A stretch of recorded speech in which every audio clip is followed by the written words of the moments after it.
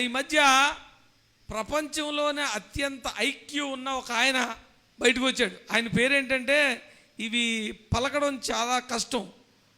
ఉన్హూమ్ Kim అతని పేరు. ఉన్హూమ్ Kim, అర్థమైందా? మళ్ళీ చెప్పండి. అబ్బాయి మీరే బాగా చైనా వాళ్ళకన్నా బెటర్ మీరు. ఉన్హూమ్ కిమ్ అట అతని పేరు. అతని ఐక్యూ 276 ఐక్యూ. మన ఆల్బర్ట్ ఐన్స్టైన్ గారు ఉన్నారు కదా, ఆయనే చాలా తెలివైనడు. అటువంటి రేంజ్ ఉన్న వాళ్ళదంతా రఫ్గా 160, 170లో ఉంటుందట. కానీ ఇతను ఐక్యూ 276. ఇతను 6 సంవత్సరాలకి యూనివర్సిటీ చదివేశాడు. 6 సంవత్సరాలకే ఆల్మోస్ట్ 9-10 సంవత్సరాలకి ఆయన రీసెర్చ్లోకి వెళ్ళిపోయాడు. క్వాంటమ్ ఫిజిక్స్ వాటిల్లో కూడా వెళ్ళిపోయాడు ఆయన. అంత ఐక్యూ ఉన్న మనిషి బైబిల్ కూడా చదవడం మొదలెట్టాడట. అయితే ఇప్పుడు బ్రేకింగ్ న్యూస్ ఏంటంటే, ప్రపంచంలో అత్యంత ఐక్యూ ఉన్న ఈ మనిషి ఈ బైబిల్ చదువుతా, హీబ్రూ మూల గ్రంథాలు చదువుతా, దాని తాలూకా లోతులన్నిటికి వెళ్ళినాక ఆయన ఏం చెప్తున్నాడంటే, యేసుక్రీస్తు త్వరలో వస్తున్నాడని చెప్తున్నాడు. హల్లెలూయా. ఈ ప్రపంచంలో అత్యంత షార్ప్ మైండ్ ఉన్న ఈయన, జ్ఞానవంతుడైన ఈయన, ఈ జ్ఞానమంతా పరిశీలించి ఆయన చెప్తుంది ఏంటంటే, జీసస్ ఈజ్ కమింగ్ సూన్, ఆయన త్వరగా వస్తున్నాడు అనడానికి అన్ని రకాల ప్రూఫ్స్ ఉన్నాయి అని చెప్తున్నాడు. ఈ మధ్య ఇద్దరు చనిపోయి బతికిన వాళ్ళ స్టోరీలు వచ్చాయి. ఈ మధ్య రీసెంట్గా ఒక అమ్మాయి కొన్ని నిమిషాలు చనిపోయింది, ఒక ఆవిడ ఆల్మోస్ట్ 20 మినిట్స్ చనిపోయింది. దాని మీద తెలుగులో కూడా కొన్ని ఇంటర్వ్యూస్ వచ్చాయి. అయితే ఆ చనిపోయిన ఆ స్త్రీని నీ ఎక్స్పీరియన్స్ ఏంటంటే, ఆవిడ ఒక విచిత్రమైన ఒక స్పెషల్ ఎక్స్పీరియన్స్ చెప్తా, నాకైతే ఒక మాట వినిపించింది అంది. ఆ మాట ఏంటి తెలుసా? సిద్ధంగా ఉన్నారా అన్నాడట. హల్లెలూయా. ఆ మాట ఏంటి తెలుసా? సిద్ధంగా ఉన్నారా అని అనిపించిందట ఆవిడకి. అది సెక్యులర్ టీవీల్లో కూడా చెప్పారు, కావాలంటే వినండి. ఆ మాటను ఎవరు అనలైజ్ చేయట్లే, కానీ దేవుడు అడుగుతున్నాడు, రాకడ అతి త్వరలో ఉంది, ప్రభు అతి త్వరలో రాబోతున్నాడు, దానికి కావలసిన సూచనలన్నీ జరుగుతున్నాయి. దేవుని బిడ్డలు చెప్తున్నారు, ప్రపంచంలో అత్యంత ఐక్యూ ఉన్న తెలివైన వాళ్ళకు కూడా అర్థమవుతుంది యేసు ప్రభు త్వరలో వస్తున్నాడని. కాబట్టి సిద్ధంగా ఉన్నారా? ఈ సిద్ధపాటు అనేది చాలా అవసరము. మనము ఈ లోక ప్రయాణం చేయొచ్చేమో, కానీ ఇదంతా ఒక ఎత్తు.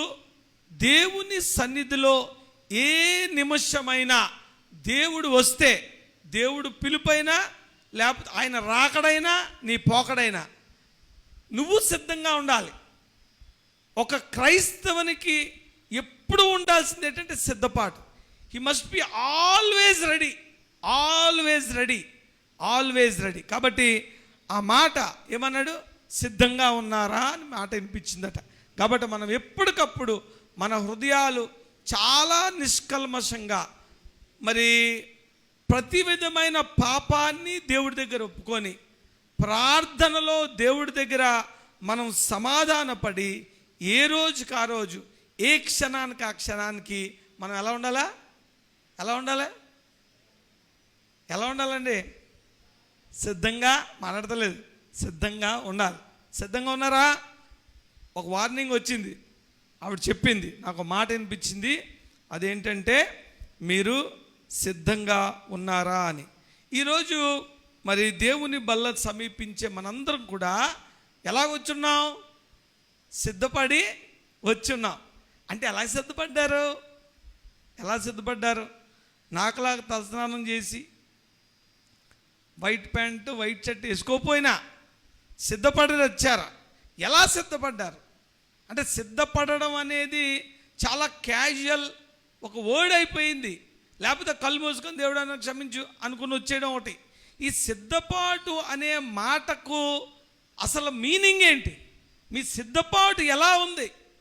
మీ సిద్ధపాటు తాలూకా ఆ ప్రాసెస్ ఏంటి? అసలు మీ ఉద్దేశం ఏంటి? సిద్ధపాటు అంటే అనేది చాలా జాగ్రత్తగా ఆలోచించాలి. మనం చాలా పరిపాటిగా సిద్ధపడి వచ్చేస్తూ ఉంటాం కదండి. అయితే ఈరోజు మీరు చూసారు లేదో, జాంటీ ఏడి ఇక్కడ ఏడు మనిషి కనిపిస్తలేదు. ఏమండి ఎందుకండి? ఓకే, ఏదో పని, ఏ పనైనా దేవుని సన్నిధుల మధ్యలోంచి వెళ్ళకూడదు. It is not at all good. దేవుని సన్నిధిలోకి వచ్చాక ఇంకా అటు ఇటు కదలడానికి ఇల్లేదు. దేవుని సన్నిధిలో చాలా రెఫరెన్స్ భక్తితో ఉండడం మంచిది. అన్లెస్ ఇట్ ఈస్ మ్యాండేటరీ, లేకపోతే చాలా అర్జెంట్ అయితే తప్ప. అయితే నేను జాంటీ గురించి చెప్పానంటే, ఆయన మంచి వైట్ షర్ట్ వేసుకున్నాడు ఈరోజు. అది కొత్త షర్ట్ కదండి, కొత్త షర్ట్. మీకు తెలియపోవచ్చు, కొత్త షర్ట్. అది చాలా కష్టపడి 3,000 రూపాయలు పెట్టి కొనిపించుకున్నాడు. అన్నీ చెప్పేస్తాను డేట్. ఎందుకంటే వాళ్ళ కాలేజీలో ఇంటర్వ్యూలు అవ్వబోతున్నాయి. ఆ ఇంటర్వ్యూకి తెల్ల షర్ట్ వేసుకొని వెళ్ళాలి. కాబట్టి తెల్ల షర్ట్ కొనుక్కొని వస్తున్నాడు. చూడండి, నడుచుకుంటూ తెల్ల షర్ట్ కొనుక్కొని వస్తున్నాడు. అయితే నేను అన్నాను, అరే ఆదివారం చర్చిలోకి ఫస్ట్ తెల్ల షర్ట్ వేసుకో అన్నాను. అంటే అబ్బాబ్బే నలిగిపోద్ది, ఇంటర్వ్యూ చేసేటప్పటికి మరి మాసిపోద్ది కదా అన్నాడు. ఇది ఆదివారం వేసుకోవాలా, ఇంటర్వ్యూ అప్పుడు వేసుకోవాలా అని ఆలోచిస్తాను. ఒక్క షర్ట్ కోసం, ఈ వైట్ షర్ట్ కోసం ఇన్ని బాధలు. ఏమంటే వైట్ షర్ట్ కోసం నాతో ఒకసారి వచ్చాడు. అప్పుడు కొనలేకపోయాం. కొనుక్కోరంటే ఆయనకు డౌట్ వచ్చింది. తర్వాత వాళ్ళ అమ్మగారితో మళ్ళీ వెళ్ళాడు. నేను వెళ్ళేటప్పటికి రెండో షాపు. నేను వెళ్ళేటప్పుడు తెల్ల షర్ట్కే, ఇందులో కలర్లు ఎంచుకోవడాలు ఏం లేవండి, ఓన్లీ తెల్ల షర్ట్. రావట్లేదు, నేను మాట్లాడుతున్నానని అటు ఇటు తిరుగుతున్నాడు, కనిపిస్తున్నాడు నాకు అలాగలాగా, లోపలికి రావట్లేదు. తెల్ల షర్ట్ కండి. ఫస్ట్ ఎక్కడికి వెళ్ళారు. నేను వెళ్ళేటప్పటికే పీటర్ ఇంగ్లాండ్ ఎక్కడో ఉన్నారు. అంటే నేను చెప్పాను, ఇది ఎన్నోది అన్నాను. రెండోది అన్నాడు. ఇంకో 2 పడతాయిలే అన్నాను కదా, తప్పదు. మళ్ళీ ఇంకో చోటుకి వెళ్ళాం. వెళ్తే అంత బాగుంది కానీ 1 ఇంచు లూజ్ ఉన్నట్టుంది అన్నాడు. చివరికి నేను చెప్పినట్టే నా ప్రవచనం నెరవేరి 4వ షాపు, ఆ షాప్కి వెళ్ళి అక్కడ 3,000 రూపాయలు పెట్టి షర్ట్ కొన్నాం. ఆ 4వ షాప్ ఏంటి తెలుసా? మొట్టమొదటి నేను పట్టుకెళ్ళిన షాప్. నిన్న వెళ్ళాం కదా ఆ షాపే. మళ్ళీ అక్కడికి వెళ్తాం, తిరిగేసి మనం కదా. ఊరంతా తిరిగి అన్నీ చెడ్డవని తెలిసాక కనిపించేది మంచిదిగా అర్థం అవుతుంది మనకి. అంటే ఒక షర్ట్ కొనుక్కోవడానికి ఇంత ప్రిపరేషను, ఆ షర్ట్ వేసుకోవడానికి ఇంత ఆలోచన. మరి దేవుని సన్నిధికి ఎటువంటి ప్రిపరేషన్తో వస్తున్నాం? దేవుడు సన్నిధికి, దేవుని బల్ల తీసుకోవడానికి నీ వారమంతా ప్రార్థన. నువ్వు రోజు బట్టలు వేసుకున్నట్టు వచ్చావు, ఈరోజు రోజు తిన్నట్టు తింటున్నావా, రోజు వెళ్తున్నట్టు వెళ్తావా? చాలా ప్రోగ్రామ్స్కి, చాలా విషయాలకి చాలా ప్రిపరేషన్ ఉంటుంది. నీ ప్రిపరేషన్ బట్టి నీ తాలూకా ఆ కార్యం మీద నీకున్న శ్రద్ధ అర్థం అవుతుంది. కాబట్టి మీరు చెప్పండి, ఈరోజు కమ్యూనియన్కి వచ్చిన మీరు ఈ కమ్యూనియన్కి ఎలా సిద్ధపడ్డారు? ఏమైనా ఒక అధ్యాయం ఎక్కువ చదివారా? లేకపోతే 1 గంట ఎక్కువ ప్రార్థన చేసి వచ్చారా? ఏంటి సిద్ధపాటు అంటే?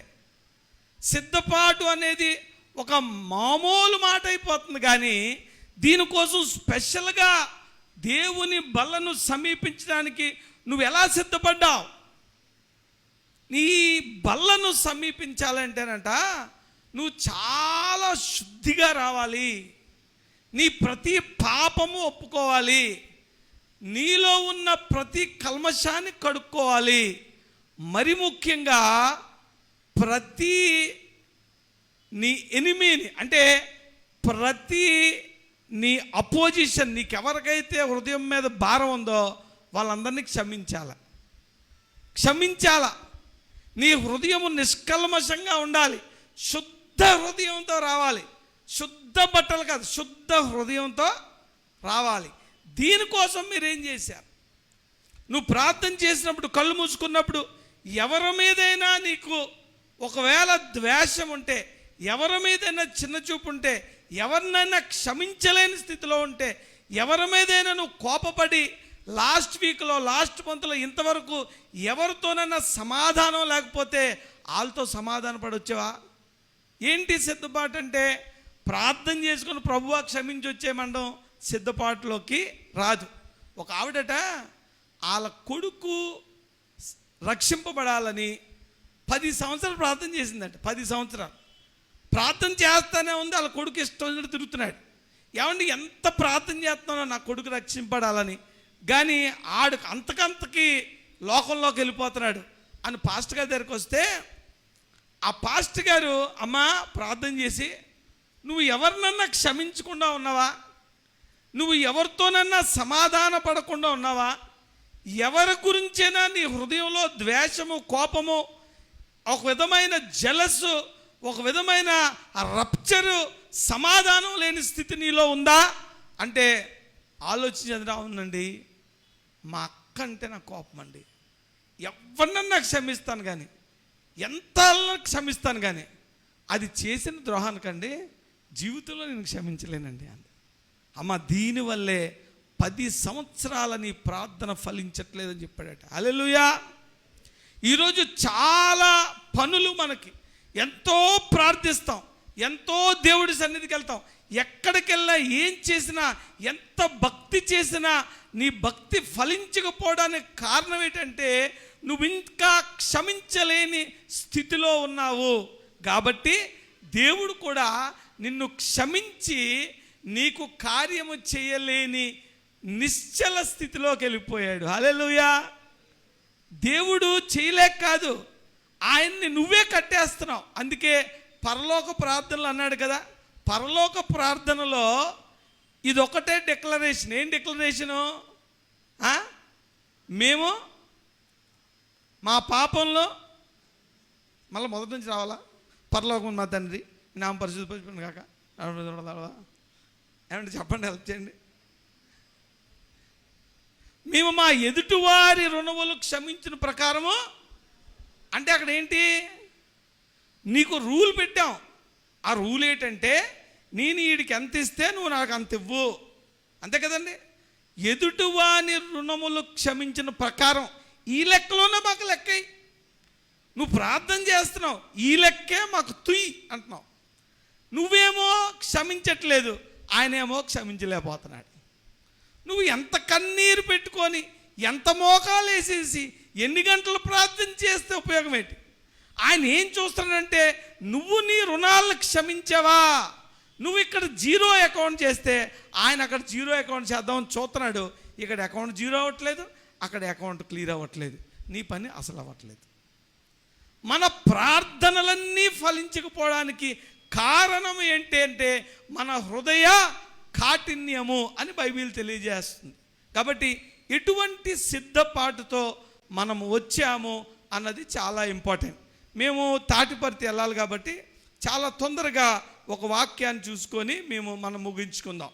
ఈ మాట నేను it is not in my message, అర్థమైందండి. నేను ఇంతవరకు చెప్పింది it is not prepared, it is not in my message. ఇక్కడికి వచ్చాక దేవుడు ప్రేరేపించి మాట్లాడి, ఎందుకు మాట్లాడాడు నాకు తెలియదు, ఎవరి గురించి మాట్లాడి నాకు తెలియదు. జాంటిగాడి గురించి కూడా నేను ప్లాన్ చేయలేదు, ఇలా చూసాను, ఆ షర్ట్ గుర్తొచ్చింది కాబట్టి అమ్మ 2 రోజులు సినిమా చూపించాడు ఆ షర్ట్ కోసం, ఎంత ప్రిపరేషన్ అని గుర్తొచ్చింది అంతే. కాబట్టి ఎవరి గురించి మాట్లాడాడో, ఎందుకు మాట్లాడాడో, నీ జీవితంలో ఎందుకు కార్యాలు జరగట్లేదో, నువ్వు ఎలా సిద్ధపడాలో, ఎవరి జీవితంతో ఇది మాట్లాడాడో, నీ జీవితంలో దేవుణ్ణి కూడా కట్టిపట్టేసిన ఈ స్థితి ఏంటంటే క్షమించలేని స్థితి, సమాధాన పడలేని స్థితి, శుద్ధ హృదయము లేని స్థితి. నీ హృదయ కాఠిన్యాన్ని, ఈ హృదయ మలినాన్ని కడుక్కుంటేనే నువ్వు సిద్ధపడి ఇక్కడ వచ్చినట్టు. అటువంటి సిద్ధపాటుతోనే ఈ బల్లను నువ్వు తీసుకోవాలి. అయితే ఆదికాండము 14వ అధ్యాయము 14 నుంచి ఈ విధంగా రాసిపెట్టి ఉంది. ఆదికాండము అబ్రాము తన తమ్ముడు, ఇది ఎవరండి? అబ్రహాము కాదు, అబ్రాము. ఓకే, అబ్రాము అంటే అబ్రహాముగా అవ్వకముందు. అబ్రాము తన తమ్ముడు చెరపట్టబడనని విని తన ఇంట పుట్టి అలవర్చబడిన 318 మందిని వెంటబెట్టుకొని దాను మట్టుకు ఆ రాజులను తరిమెను. చాలండి. ఏమండి, ఇప్పుడు ఈ ఒక్కసారి నా వైపు చూడండి, నా ముఖం వైపు బాగోదులేండి, మనం చూడండి. ఎందుకంటే మీరు వింటారని. అంటే అలా అది ఏం లేదండి, బాగానే ఉంటారు అనొచ్చు కదా, అలాగ అంటారని ఇలాగ అంటాం. అబ్బెబ్బే అంటే తర్వాత చెప్తారు కానీ లేండి, ఇప్పుడు ఎలా చెప్తారు. కానీ నేను ఎందుకు చూడమన్నానంటే ఈ ఒక్క విషయం అర్థం చేసుకోండి. ఇది అబ్రాము యుద్ధానికి వెళ్ళాడు. ఎందుకు వెళ్ళాడు? లోతుని వేసుకెళ్ళిపోయారు. అంటే వాళ్ళ బ్రదర్ సన్ అయిన లోతు సొదొమ గొమొర్రాను ఎంచుకున్నాడు. ఆ సొదొమ గొమొర్రాలో వాళ్ళు ఉంటుండగా 4 రాజులు కలిపి 5 రాజుల మీద దండెట్టారు. అంటే 4 + 5 ఎంత? 9 మంది రాజులు కొట్టుకున్నారు. కొట్టుకుంటే అందులో సొదొమ గొమొర్రా రాజులు ఓడిపోయారు. వాళ్ళు ఎల్లెళ్ళి ఆ బురద గుంటల్లో పడిపోయారు. చూసారు అప్పుడప్పుడు నేషనల్ జియోగ్రఫీ ఛానల్లో వెళ్ళిపోయి ఇరుక్కుపోతాయి, నువ్వు బయటికి రాలేదు అలాగనమాట. పారిపోతే ఇరుక్కుపోయారు. చివరికి ఈ సొదొమ గొమొర్రాని ఆ 4 రాజులు 5 రాజుల్లో పట్టేసుకొని అందరితో పాటు లోతును వాళ్ళ భార్యను వాళ్ళ డబ్బుల్ని అందరిని ఎత్తుకెళ్ళిపోతే అందులో ఒక రాజు తప్పించుకొని, ఒక మనిషి తప్పించుకొని అబ్రామ్ దగ్గరకు వచ్చి, అబ్బాయి ఏమండి మీ బ్రదరు సన్నని మొత్తం పట్టుకెళ్ళిపోయారు అని చెప్పాడు. చెప్తే అప్పుడు అబ్రాము అప్పుడు 350 మంది వాళ్ళ ఇంట్లో పుట్టిన దాసుల్ని తీసుకొని యుద్ధానికి వెళ్ళిపోయాడు. యుద్ధానికి వెళ్ళిపోయి ఏం చేశాడంటే ఒక 120 మైళ్ళు తోలాడా, ఒక 120 మైళ్ళు వాళ్ళందరినీ తోలుకొని వెళ్ళిపోయాడు. అంటే విజయం సాధించి ఈ లోతుని వారి భార్యను వాళ్ళకున్న సమస్తాన్ని ఎత్తుకొని వెనక్కి వస్తున్నాడు. ఇది ఈ సందర్భం అన్నమాట. అయితే ఈ అబ్రాము ఒకడే, కానీ ఎంతమందిని తోలాడు? కూటమి అట. అది కూటమట, కూటమి ఆఫ్ రాజులు. అంటే నేను ఎప్పుడు కూటమి ప్రభుత్వం గురించి మాట్లాడట్లేదండి, బైబిల్లో కూడా కూటమనే ఉంది. ఆ కూటమి రాజుల్ని ఒక్కడే వెళ్ళిపోయి 300 మంది చిల్లరతో వెళ్ళిపోయి 160 కిలోమీటర్లు ఎంతో మైళ్ళు తోలేసి వాళ్ళు పట్టుకెళ్ళింది వాళ్ళ దగ్గర ఉంది కూడా దోచుకొని అబ్రాము గారు వెనక్కి వచ్చేస్తారన్నమాట. అలా విధంగా అబ్రాము గొప్ప విజయం సాధించి వెనక్కి వచ్చేస్తున్నప్పుడు 17వ వచనం చదవమ్మా. అతడు కదొర్లాయోమును అతనితో కూడానున్న రాజులను ఓడించి తిరిగి వచ్చినప్పుడు సొదొమ రాజు అతన్ని ఎదుర్కొనుటకు రాజులోయను షావేలోయ మట్టుకు బయలుదేరి వచ్చెను. మరి అబ్రాము గారు వస్తుంటే సొదొమ గొమొర్రా రాజు ఒకడు వచ్చాడు. నెక్స్ట్ ఎవరు వచ్చారు? రాజులోయను షావేలోయ మట్టుకు బయలుదేరి వచ్చెను. తర్వాత మరియు షాలేము రాజైన మెల్కీసెదెకు రొట్టెను ద్రాక్షారసమును తీసుకొని వచ్చెను. చాలమ్మా. నేను ఈ మాట ఎందుకు చెప్పానంటే బైబిల్లో ది ఫస్ట్ కమ్యూనియన్ ఇదే. హల్లెలూయా. ది ఫస్ట్ కమ్యూనియన్ మొట్టమొదటిగా రొట్టె ద్రాక్షారసం ఇక్కడ కనిపిస్తుంది. బైబిల్లో మొట్టమొదటిగా యాజకుడు కనిపిస్తాడు. ఆ యాజకుడు ఎటువంటి యాజకుడు అంటే సర్వోన్నతుడగు దేవుని యాజకుడు మరియు రాజు కూడా అని. కాబట్టి ఆయన ఏమంటాడు? షాలేము రాజైన మెల్కీసెదెకు రొట్టెను ద్రాక్షారసమును తీసుకొని వచ్చాడు. మెల్కీసెదెకు అంటే నీతికి రాజు అని అర్థం. దేనికి రాజు? నీతికి రాజు. షాలేము అంటే ఏంటి? పీస్, సమాధానానికి రాజు. నీతికి రాజు, సమాధానానికి రాజు అయిన వాడు అబ్రామును ఎదుర్కోవడానికి వచ్చాడు. ఆయన ఎదుర్కొని ఆ రాజు అబ్రాముకి రొట్టె ద్రాక్షారసము ఇచ్చాడు. ఇచ్చిన తర్వాత అతడు సర్వోన్నతుడగు దేవుని యాజకుడు.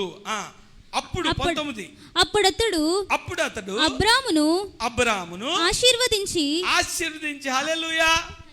ఈ మాట అని చెప్తాను తెలుసా? బల్ల తీసుకున్న వెంటనే ఏముంటది? ఆశీర్వాదం ఉంటుంది. హల్లెలూయా.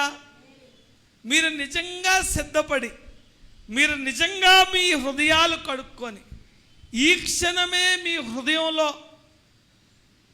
శుద్ధమైన హృదయం కలిగి, మీలో ఉన్న ప్రతి పాపాన్ని ఒప్పుకొని, మరి ముఖ్యంగా మీకు విరోధముగా ఉన్న వారిని హృదయములో నువ్వు క్షమించగలిగి ఈ సన్నిధికి వస్తే దేవుడు ఇమ్మీడియట్గా దీవెన ఉంటుంది.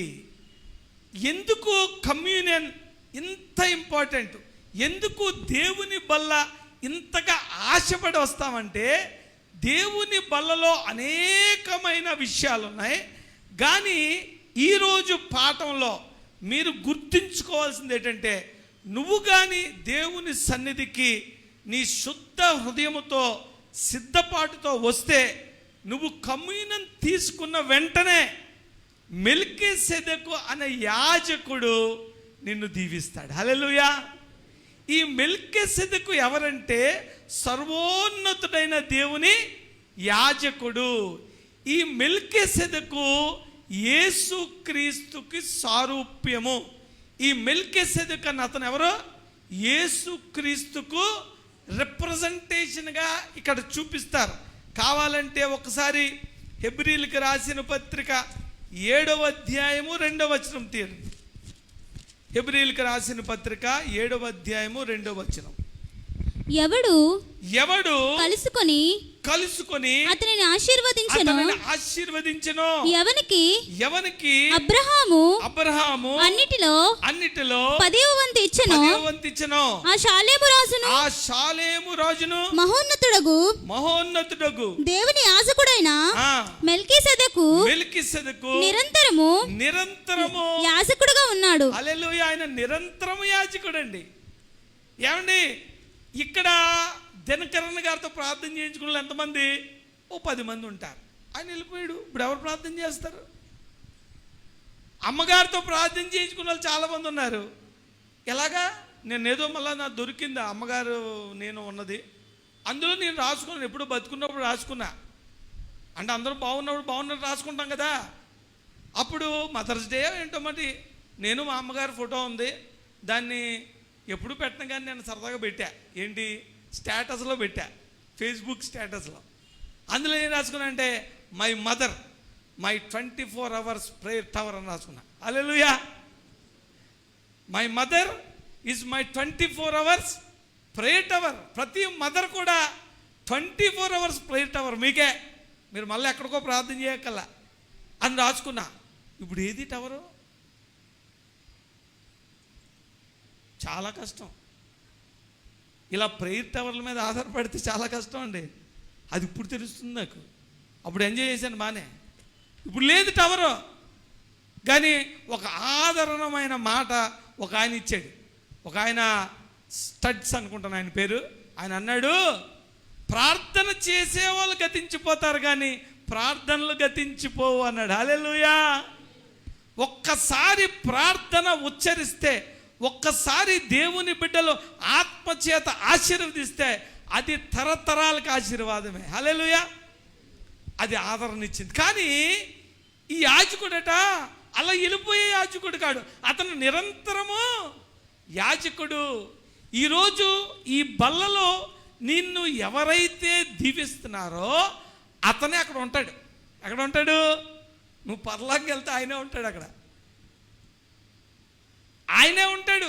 ఆయన నిరంతరం ఉండేవాడు. ఇప్పుడు సీఎం బాగా క్లోజ్ అనుకో, ఫోటో తీసుకుంటే నెక్స్ట్ ఇంకో సీఎం వచ్చినప్పుడు చూస్తాడు. వీడితో ఫోటో తీసుకుని ఈ క్యాండిడేట్ అని వేస్తున్నాడు మధ్య. ఏంటి ఎంతమంది స్టేటస్లు మార్చేసుకున్నారో తెలుసండి. చూశాను నేను బోల్డ్ మంది.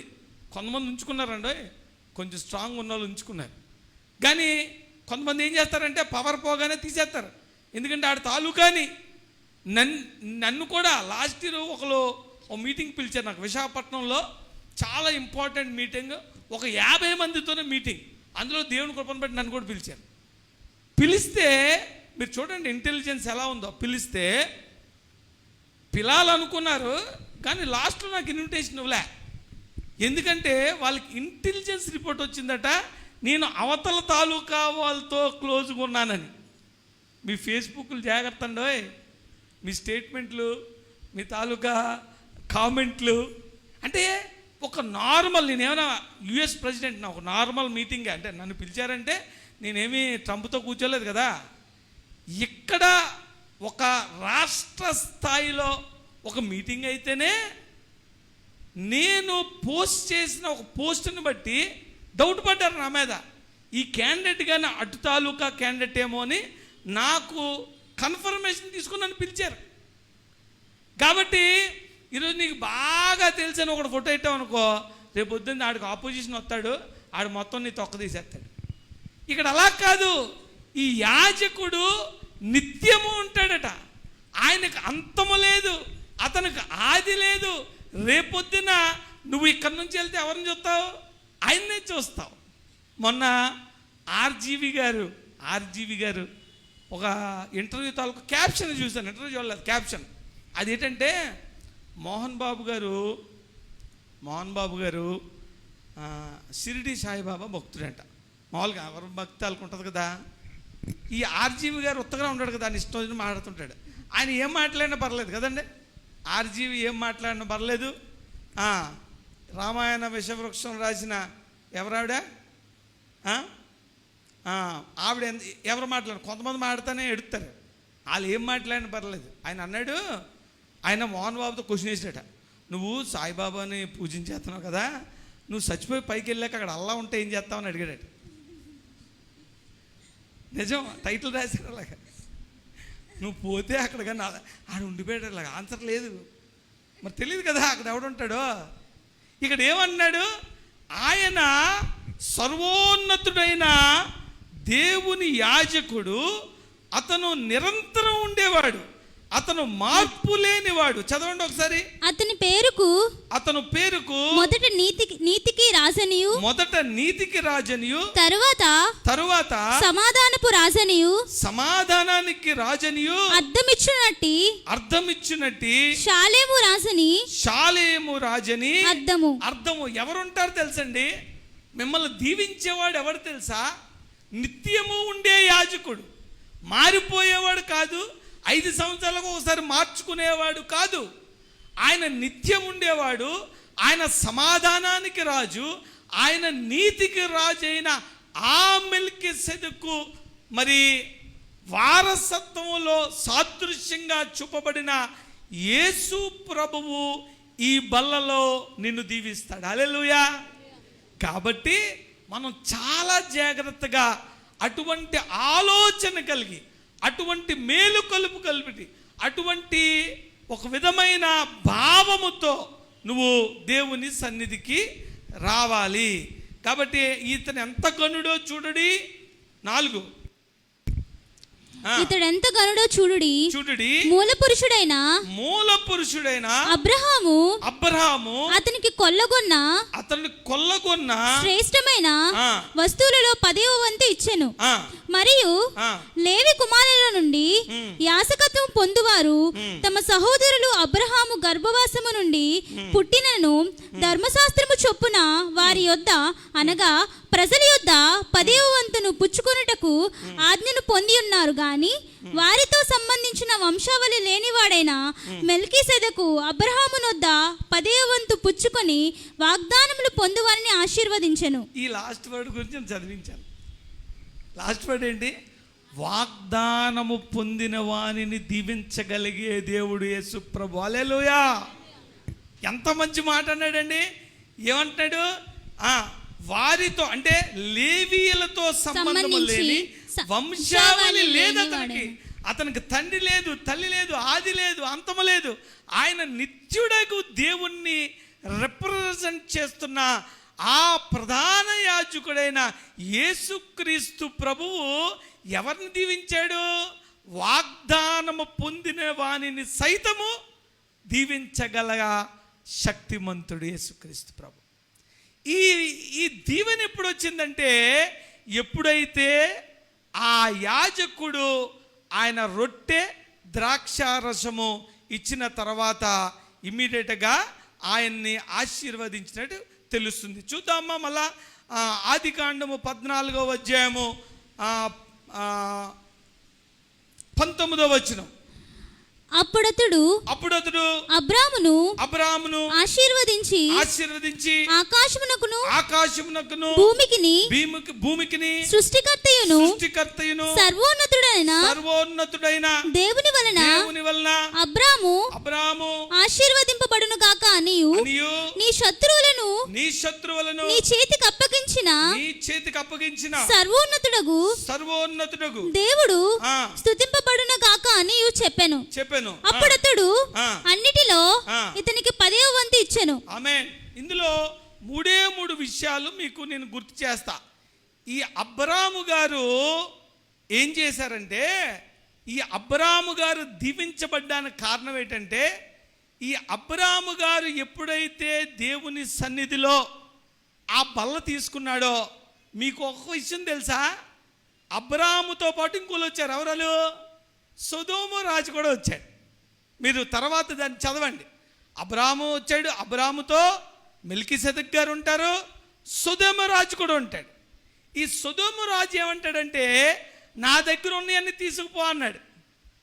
ఎన్ని నువ్వే కొల్లగొట్టొచ్చావు కదా, ఇవన్నీ తీసుకుపో అన్నాడు. ఈ అబ్రాము 2 ఆప్షన్స్ ఉన్నాయి. మీకు ఇక్కడ 2 బల్లలు ఉన్నాయి. మొదటి బల్ల సర్వోన్నతుడైన దేవుని యాజకుడు నీకు అర్పిస్తున్న ఈ రొట్టె ద్రాక్షారసం. రెండవది ఈ లోక సంబంధమైన ఈ రాజు కొల్లగొట్టిన సొమ్ము మనుషుల్ని పెట్టి ఇదంతా పట్టుకుపోమన్నాడు. అప్పుడు అబ్రాము చాయిస్ తీసుకున్నాడు. నేను ఈరోజు చెప్పదలిచే వాక్యం ఏంటంటే, ఈ దేవుని బల్ల ఈజ్ అ చాయిస్. నువ్వు ఏదో ఒకటి ఎంచుకోవాలి. అబ్రామును దేవుడు ఎందుకు దీవించాడంటే, ఆ రాజు ఆఫర్ చేసిన ఎదురుగుండా కనిపిస్తున్న గొప్ప సంపదను పక్కన పెట్టి అబ్రాము ఈ మెల్కీసెదెకు ఆఫర్ చేసిన దేవుని శరీరాన్ని రక్తాన్ని పుచ్చుకోవడానికి ఇష్టపడ్డాడు. ఆ సొదొమ గొమొర్రా రాజుతో అంటాడు, నూలిపోగు కూడా నీ దగ్గర వద్దు నాకు, ఎందుకంటే అబ్రాము నీ వల్ల ధనవంతుడయ్యాడన్న పేరు నాకు వద్దు అన్నాడు. హల్లెలూయా. ఇది ప్రిపరేషన్ అంటే. ప్రిపరేషన్ అంటే తెలుసా, నీకు కావాల్సినవన్నీ అడిగేసి ఏదో మూలన ఏదో రకంగా ఏదో సందులో తిరగేసి మరగేసి సంపాదించేసుకొని దేవుడిచ్చాడని చెప్పడం కాదు. నాకు ఏది వచ్చినా అది దేవుని దగ్గర నుంచి రావాలా. మనుషుల దగ్గర నుంచి వచ్చే ఏ దీవెన కూడా నాకు వద్దు అని అబ్రాము చాయిస్ తీసుకున్నాడు. కాబట్టి ఈరోజు దేవుని బల్ల దగ్గరకు వచ్చే మీరు ఏమున్నా లేకపోయినా మీరు ఆశించాల్సింది ఏంటంటే, నాకు ఎవరి దీవెన కావాలా? దేవుని దీవెన కావాలా. నేను ఏ మనిషి చేత నూలుపోకు కూడా నాకు వద్దంటున్నాడు. ఎంత రోషం కలిగి ఉన్నాడు చెప్పండి. అబ్రాము కానీ కాంప్రమైజ్ అయి ఉంటే జీవితం సాఫీగా జరిగిపోయేదేమో, కానీ అబ్రాము కాంప్రమైజ్ అవ్వలే. అబ్రాము సర్వోన్నతుడైన దేవుని ఆఫరింగ్ని తీసుకున్నాడు. ఆయన ఇచ్చిన శరీరాన్ని రక్తాన్ని తీసుకున్నాడు. మీకు క్వశ్చన్ తెలుసా, సొదొమ గొమొర్రా రాజు ఇచ్చింది కనిపిస్తుంది కదా, డబ్బులు కనిపిస్తున్నాయి, మనుషులు కనిపిస్తున్నారు, బోల్డ్ అంతా ఫ్లరిష్మెంట్ కనిపిస్తుంది. కానీ మెల్కీసెదెకు ఇచ్చింది ఏం కనిపిస్తుందా? రొట్టె ద్రాక్షారసం. మెల్కీసెదెకు దీవిచ్చింది ఏమైనా కనిపిస్తుందా? కనిపించట్లేదు. ఈ దేవుని ఎడల అతనుకున్న విశ్వాసము నిరీక్షణ గలవాడే. నాకు కనిపించకపోయినా దేవుని నుంచి వచ్చేదాన్ని చూడగలగడమే నిజమైన విశ్వాసము. హల్లెలూయా.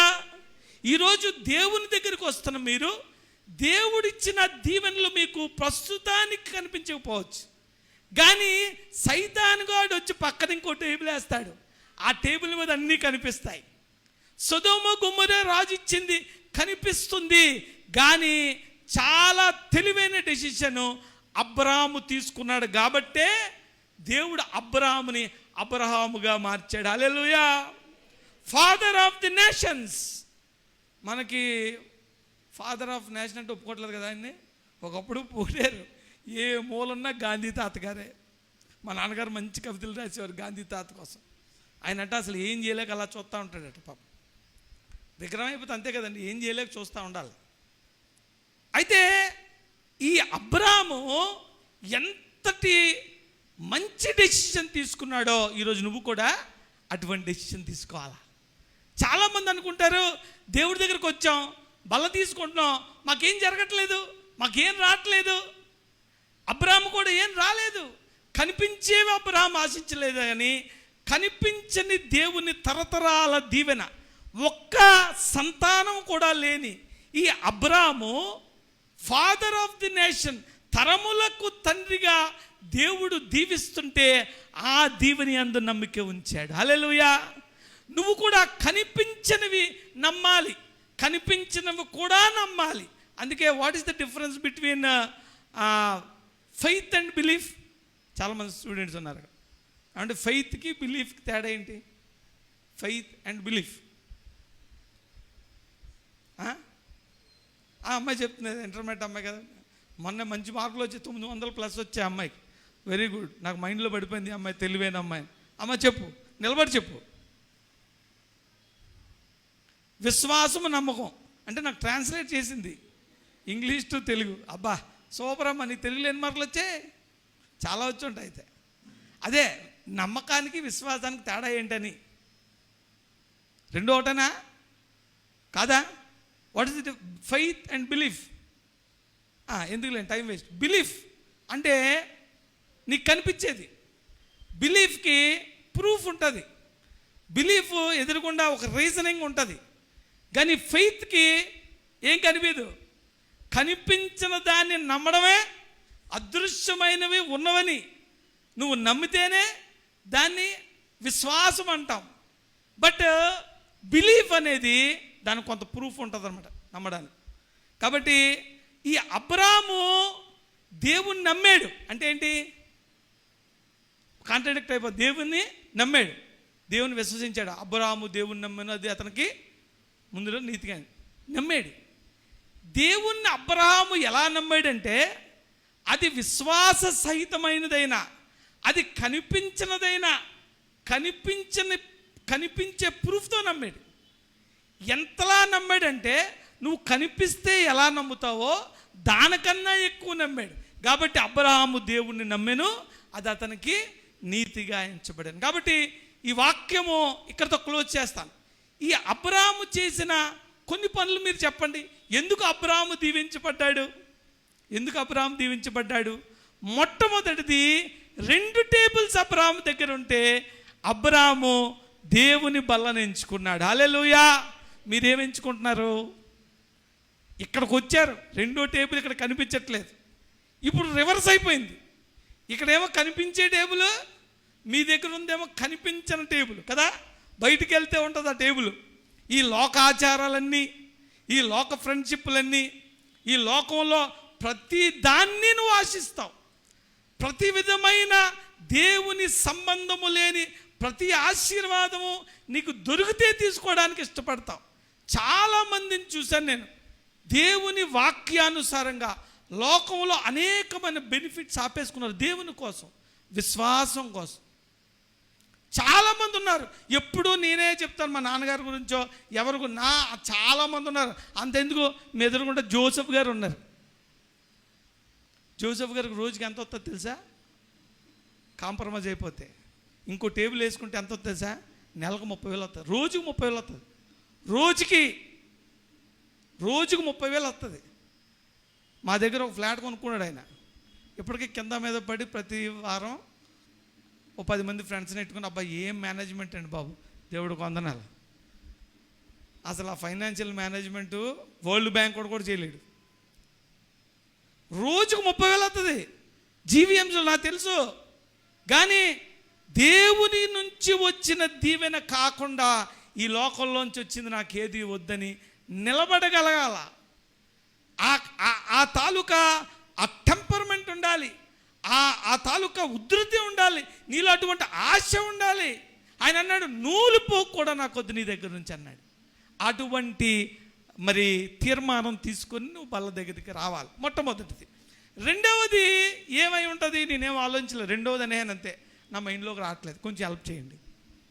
నేనేం పెద్ద ప్రిపేర్ అయిపోయి రాసుకొని రానండి, మొదటి దొరికింది, ఏవో వస్తాయిలే 3 అనుకొని.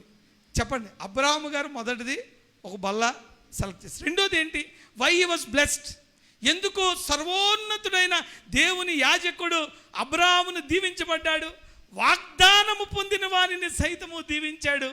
రెండవది తెలుసా, ఇమ్మీడియట్గా ఆయన అన్నిటిలో 10వ భాగం ఇచ్చాడు. హల్లెలూయా. అందులో ఏముంటుంది సార్, 10వ భాగం కాదు, అన్నిటిలో. In all he has given tithe. ఈ మహోన్నతుని దేవుని యాజకుడు దాన్ని రిసీవ్ చేసుకున్నాడు. ఎంత భాగ్యం అండి, ఎంత భాగ్యం. రిసీవ్ చేసుకున్నాడు ఆయన, తీసుకున్నాడు ఆయన, అన్నీ తీసుకోడండి ఆయన. జోసెఫ్ గారు చెప్పారు కదా, అప్పుడు అక్కడ చర్చి కడుతున్నాం, మీరు ఆధ్యాత్మికంగాను ఆర్థికంగాను. అవి బాబోయ్ ఎంత మంచి మాటలండి. ఏమి ఎంఏ చదివాడో మరి ఎక్కడ చదివాడో తెలియదు ఆ ప్రాస. ఆధ్యాత్మికంగాను ఆర్థికంగాను అసలు సూపర్. అసలు మామూలుగా అయితే నేనైతే ఫ్లోర్లోంచి ఇలా వచ్చి ఇచ్చేస్తానేమో. మీ వల్ల కాదండి, దేవుడు తీసుకోడు. హలో, తీసుకోడు. నేనే దానికి సాక్ష్యం, బోల్సాలు చెప్తున్నా, నేనే సాక్ష్యం. దేవుని పనికి, దేవుని సన్నిధిలో ఎవరి డబ్బు పడితే ఆ డబ్బు, ఎవరి డబ్బు పడితే తీసుకోడు. ఎందుకంటే ఏమీ లేదు ఈ లోకంలో. ఫ్లెష్ రూపంలో ఉన్న ఈ అబ్రామే పోరా బాబు అన్నాడు, నూలు పోకు కూడా వద్దన్నాడు. అన్నాడా లేదా?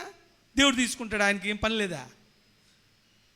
ఆయన అడిగినా మీ జీవితంలో దేవుని కృప ఉండి, మీ జీవితంలో మీ పాప క్షమాపణ చెప్పుకొని దేవునికి యోగ్యమైన స్థితిలో మీకెళ్ళి మీ కష్టార్జితాన్ని ఆయన మందిరానికి ఉపయోగించే యోగ్యతలో నువ్వు ఉంటేనే నువ్వు నా డబ్బులు ఇవ్వగలవు. అంతే తప్ప డబ్బులు ఉన్నాయి కాబట్టి నువ్వు ఇవ్వలేవు. నా దగ్గర ఒకప్పుడు ఆ మందిరం మొత్తం కట్టేయడం డబ్బు ఉంది, అందులో రూపాయి కూడా వాడనివ్వలేదు. హల్లెలూయా. రూపాయి కూడా. ఆ రూపాయి చివరిది అయిపోయే వరకు మొత్తం పిండేయండి నన్ను.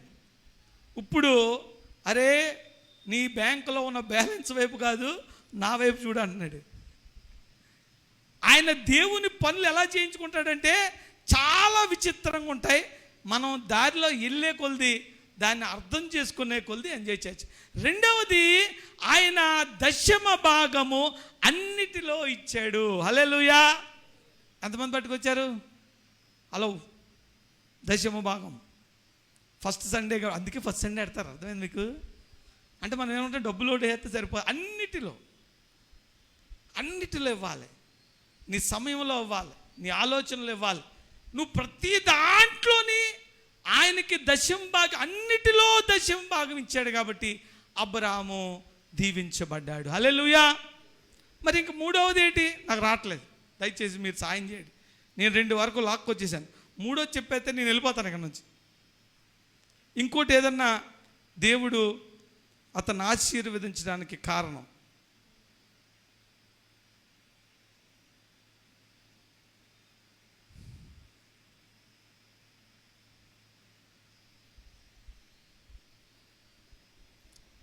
చెప్పలేరా?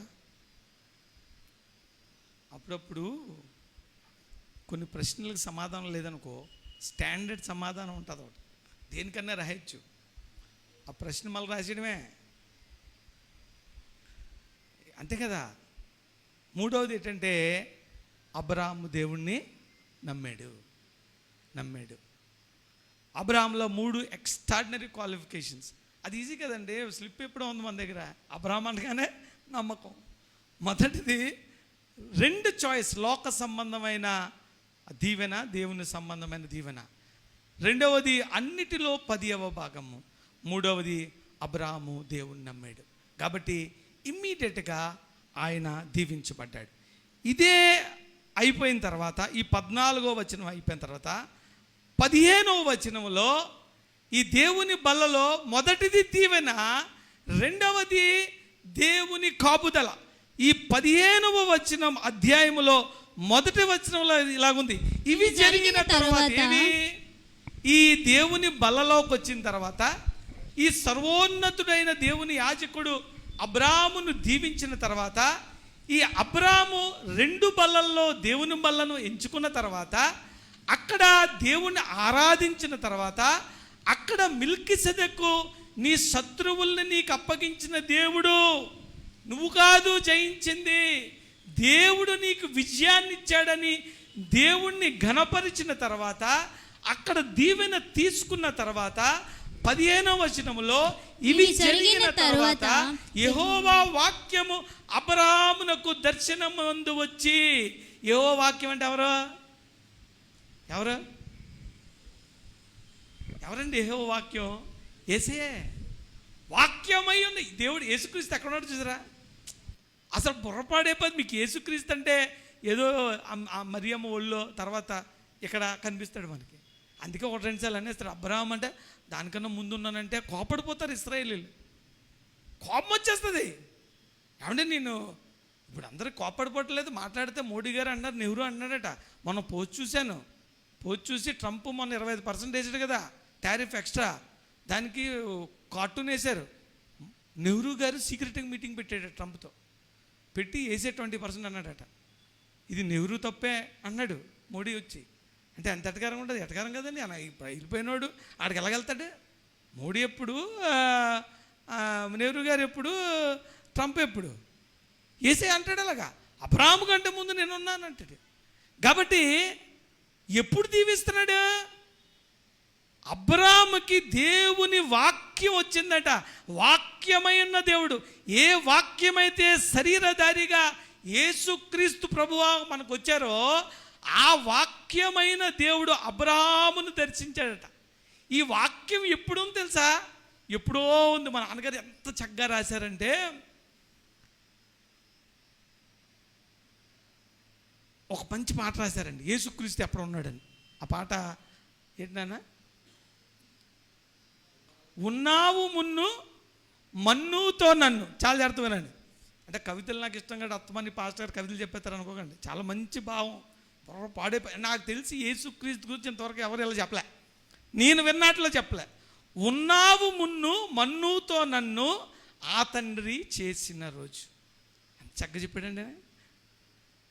మన్నుతో యేసయ్య నిన్ను చేసినప్పుడు, తండ్రి నన్ను చేసినప్పుడు నువ్వు ఉన్నావు అక్కడ. అబ్రాహాము దగ్గర యేసయ్య ఉన్నాడు. ఆ యేసయ్య ఇప్పుడు నేను దీవించిపోతున్నాను. గెట్ రెడీ, మీరు సిద్ధపడండి. ఈరోజు బల్ల ఆరాధనలో ఆ యేసుక్రీస్తు ప్రభువే ఆయన దక్షిణ హస్తం వేసి మిమ్మల్ని దీవించిపోతున్నాడు. ఉన్నావు మున్ను మన్నుతో నన్ను ఆ తండ్రి చేసిన చోట ఉన్నావు నా యేసునాథ. ఆగాధ జలరాశిలో అంధకారమునందు వెలుగును నాడు వేరు చేసిన చోట ఉన్నావు నా యేసునాథ అన్నాడు. అర్థమైందా?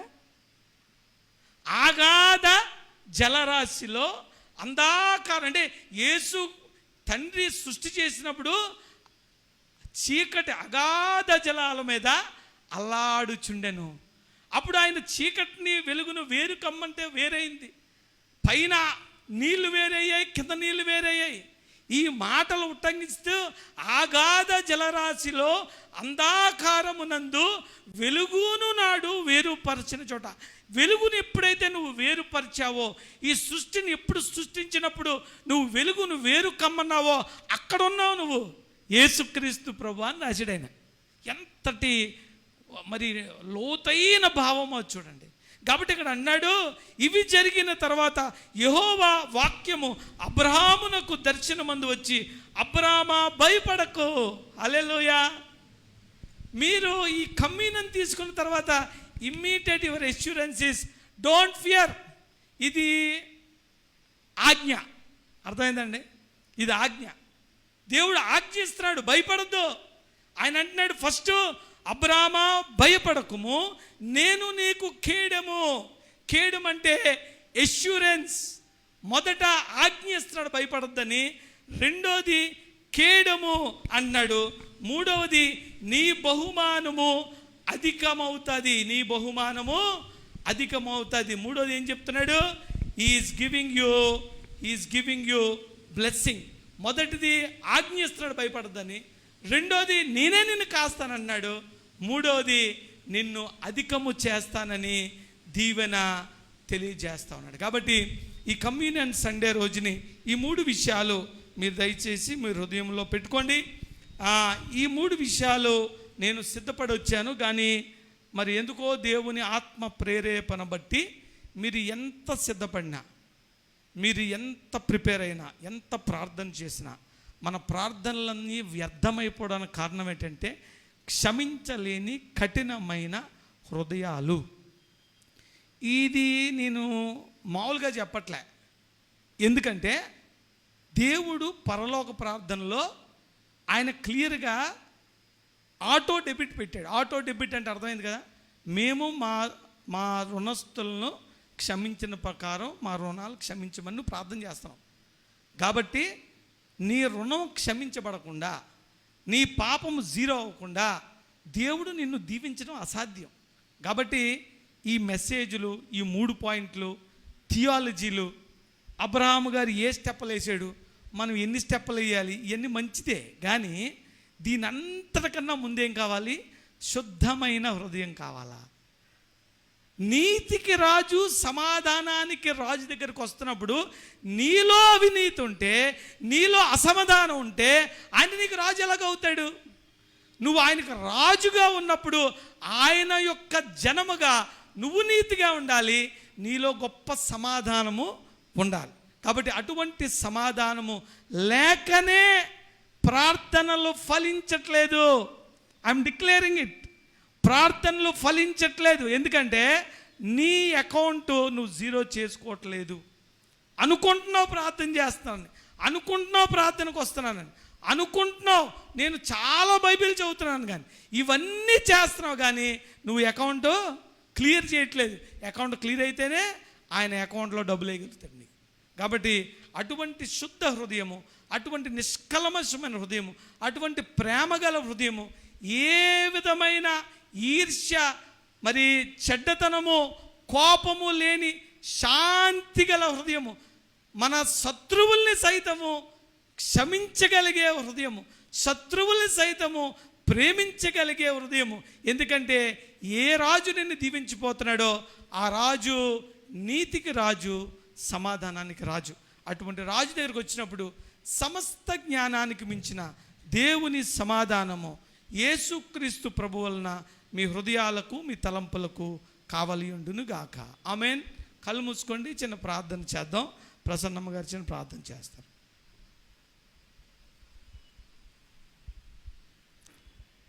ప్రార్థన చేసుకుందాం. మహాపరిశుద్ధుడవు, మహోన్నతుడవు, జీవము కలిగిన మా పరలోకపు తండ్రి, అయ్యా జీవపు మాటలను మాకు విడిచిపెట్టిన విధానాన్ని బట్టి వందనాలు, స్తోత్రాలు. అయ్యా మేము నీ శరీరాన్ని, రక్తాన్ని పుచ్చుకోవడానికి సిద్ధపరచబడినప్పుడు అబ్రహాము అప్పుడు ఏదైతే ప్రభువా తండ్రి ఎంచుకొని ఉన్నాడో శ్రేష్టమైనది అయ్యా ఎంచిన అబ్రహామును మేము జ్ఞాపకం చేసుకుంటున్నామయ్యా. ఈ లోకంలో ఉన్నవన్నీ ఒకవైపు ఉంటాయి, కానీ ప్రభువా అయ్యా నీ సన్నిధిని అయ్యా ప్రభువా తండ్రి నువ్వు పొందిన ఆ దెబ్బలను ప్రభు, ఆ రక్తాన్ని మేము జ్ఞాపకం చేసుకుంటూ ప్రభు నీ యందు భయభక్తులు కలిగిన అబ్రహామును నువ్వు ఎలాగ దీవించావో, ఎలా ఆశీర్వదించావో ప్రభు, ఆ వాక్యము ద్వారా మాతో మాట్లాడినందుకు వందనాలు. ఏది సమర్పణ కలిగి అబ్రహాము నీ సన్నిధిలో నిలవబడి ఉన్నాడు, అవి కూడా ఈ దినము మాతో మాట్లాడి ఉన్నావు నాయన. నిజముగా మమ్మలను మేము సరిచేసుకుంటూ ప్రభా తండ్రి అయోగ్యులుగా ఉన్న మమ్మలను యోగ్యులుగా మార్చమని ప్రభా అయా నీ బలిపీఠము దగ్గర నిలవబడుతున్నప్పుడు ప్రభా మేము సిద్ధపాటుతో ప్రభా ప్రతి ఒక్కరిని అయా ప్రభా మేము క్షమించమని అడగగలిగే అయా తగ్గింపు గుణాన్ని మాకును అనుగ్రహించమని అయా ఇచ్చిన ఈ మాటలను బట్టి మేమందరము సరిచేసుకుంటూ నీ పాదాల దగ్గర నిలవబడి ఉన్నామయ్యా. మమ్మల్ని అంగీకరించి యోగ్యులుగా మార్చి మీరే ప్రభా తండ్రి ఈ యొక్క ఆ బల్లారాధనలో మమ్మల్ని నడిపించమని యేసు నామమున అడిగి వేడుకొనుచున్నాను తండ్రి. ఆమేన్.